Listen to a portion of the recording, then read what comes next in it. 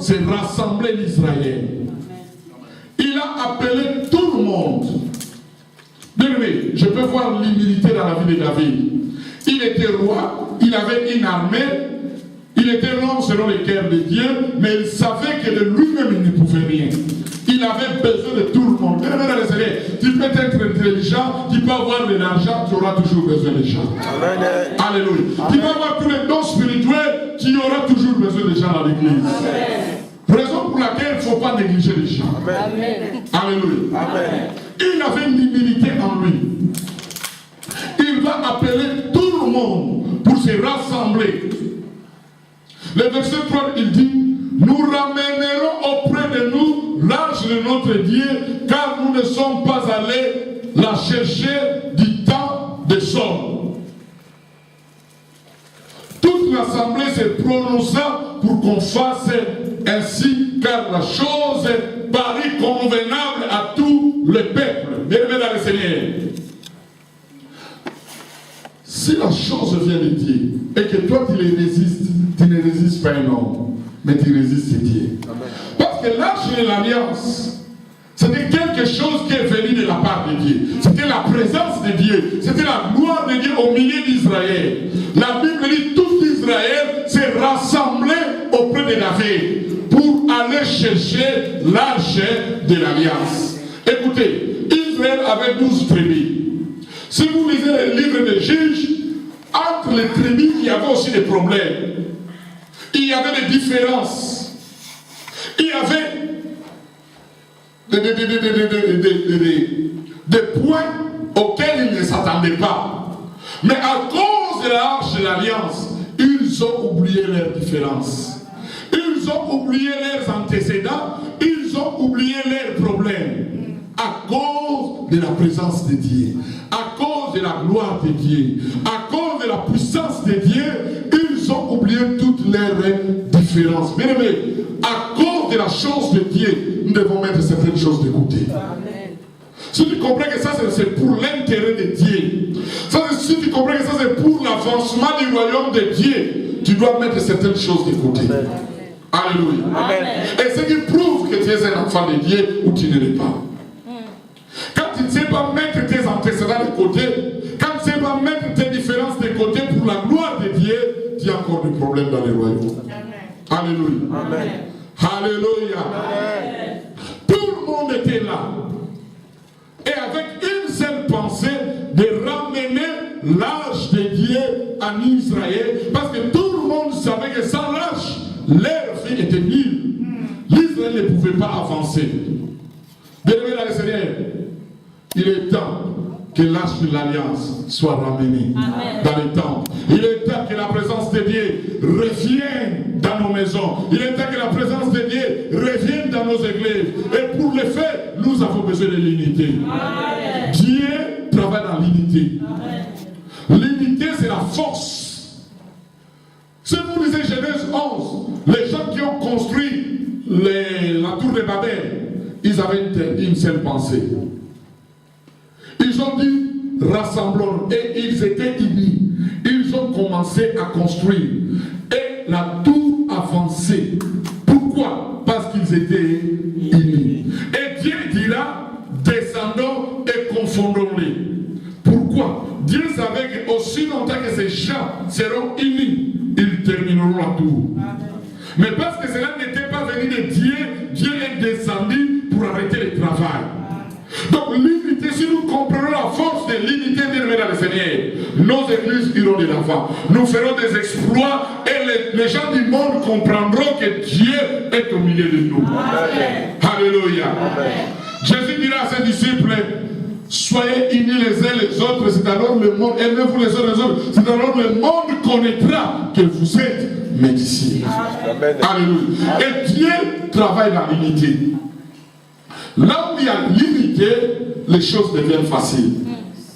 Tout Israël était là, uni, avec une seule pensée de ramener l'arche de l'alliance en Israël. Pourquoi? Parce que l'arche de l'alliance était entre les mains des Philistins. À cause de Saoul, Dieu a déclaré Ichabod. Ichabod veut dire la gloire de Dieu est bannie. L'arche est partie au camp des Philistins. il n'y avait pas de gloire en Israël. Et quand David, l'homme selon le cœur de Dieu, est devenu roi, il a pris la ferme résolution, la ferme décision de faire revenir l'arche de Dieu en Israël. Bien aimé les Seigneur, tu peux prendre la décision cet après-midi, ce soir, de faire revenir l'arche de l'alliance, l'arche de Dieu, la présence de Dieu dans ta maison. Tu peux prendre la décision de faire revenir la présence de Dieu dans ta vie spirituelle. Alléluia. Parce qu'il y a des gens, ils sont à l'église, mais la présence de Dieu n'est plus dans leur vie. Ils sont à l'église, mais la présence de Dieu n'est plus dans leur vie. En fait, dans leur corps, il y a une confusion totale. L'âme ne s'attend pas avec l'esprit, l'esprit ne s'attend pas avec son corps. Il y a une confusion, il n'y a pas une harmonie. Mais ce soir, tu peux prendre une décision. Alléluia. Nous voulons ramener l'arche de l'alliance. Nous voulons ramener la présence de Dieu dans l'église. Nous voulons ramener la gloire de Dieu. J'avais dit quand la gloire descend, quand la présence de Dieu descend dans l'église, la puissance de Dieu descend, le caractère de Dieu vient, la richesse de Dieu vient, la pureté de Dieu vient. Pourquoi les gens parfois blaguent avec l'église? Parce que parfois il n'y a pas la gloire dans nos églises. Amen. Là où il y a la gloire, les gens vivent dans la pureté, la gloire de Dieu est là. Quand quelqu'un entre avec le péché, il commence à trembler. Il comprend que non, le pasteur ne connaît pas mon problème, mais le Saint-Esprit connaît mon problème. Alléluia. Amen. Il y aura la crainte de Dieu dans l'église. Quand la gloire vient dans l'église, bien aimé dans le Seigneur, les choses changent. Les choses qui paraissent difficiles deviennent faciles. Les choses qui paraissent compliquées deviennent faciles. Les choses qui paraissent impossibles deviennent possibles. À cause de la présence et de la gloire de Dieu. À cause de la présence et de la gloire de Dieu au milieu de nous. Bien aimé, Dieu travaille avec l'unité. Ils se sont unis et ils sont allés dans le camp de Philistins.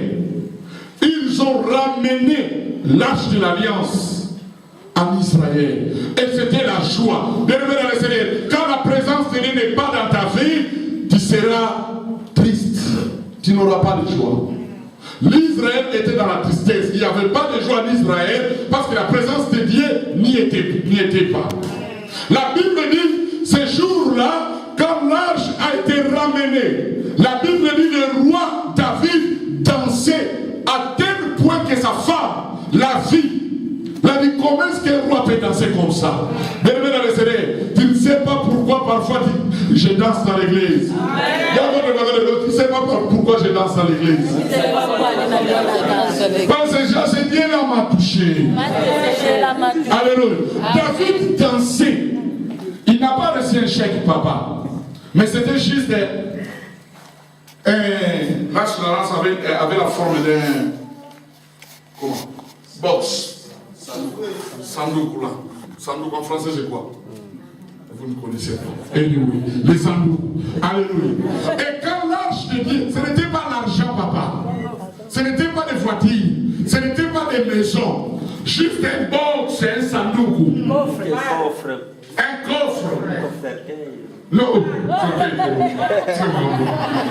Là, tu te lèves avec la fille pour pas te dire. Alléluia.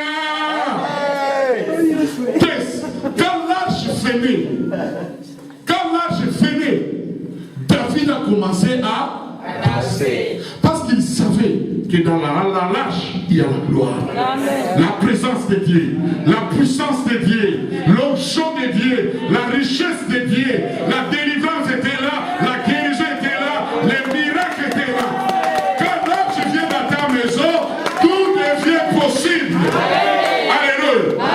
David dansait, David criait, mais sa femme ne comprenait pas ce qui s'est passé dans le monde spirituel. C'est pourquoi quand nous sommes à l'église, il y a des gens qui prient, qui dansent, qui parlent en langue. Il y a certaines personnes qui ne comprennent pas cela. Ils disent pas quand ça va dans l'église. Non, nous comprenons que c'est l'arche qui entre. Nous comprenons que c'est la présence de Dieu. C'est à cause de cette présence, même en hiver, nous sommes ici. Même quand les choses ne vont pas bien, nous sommes ici. Même quand on est critiqué, nous sommes ici. À cause de l'arche de l'alliance. Si nous avons l'ingu, mais ce qu'il a dit que ça dit qu'en moi, arche, il va continuer. Alléluia. Je vais vous l'ingu. de l'alliance. C'est là où se trouve ma bénédiction. C'est là où se trouve ma percée. C'est là où se trouve mon miracle. Même si tu me gères, je ne tiens pas compte de tout ce que tu dis. Je sais que dans l'arche, j'ai mon mariage. Je sais que dans l'arche, mes enfants sont là. Je sais que dans l'arche, j'ai l'argent. Je sais que dans l'arche, j'ai le miracle. Alléluia. David dansait ce jour-là. Parce que l'arche était revenue. Écoutez, pendant ces 4 jours, l'arche reviendra dans la vie de quelqu'un. Je le déclare et je le prophétise. Maintenant, tu es là, tu plais, parce que les choses ne vont pas bien. Tu es là, on t'a donné un diagnostic négatif. Les médecins disent on ne sait quoi faire. Mais je te dis, l'arche est en train de revenir. Là, votre maison de gauche et de droite, l'arche est en train de revenir. L'arche est en train de revenir. La gloire est en train de revenir. L'onction est en train de revenir. Ce que j'ai perdu, je l'aurai encore à cause de la gloire, à cause de l'arche de l'alliance. Alléluia. David dansait, David criait, David sautait. Bien-aimé, le même principe. Nous allons parler quand l'arche est venue, qu'est-ce que l'arche a fait demain.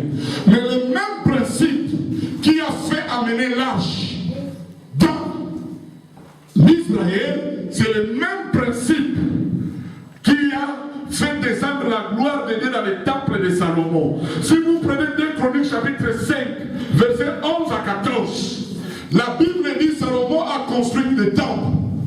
Et quand il a construit le temple de Dieu, la Bible dit, au jour où il devrait inaugurer le temple,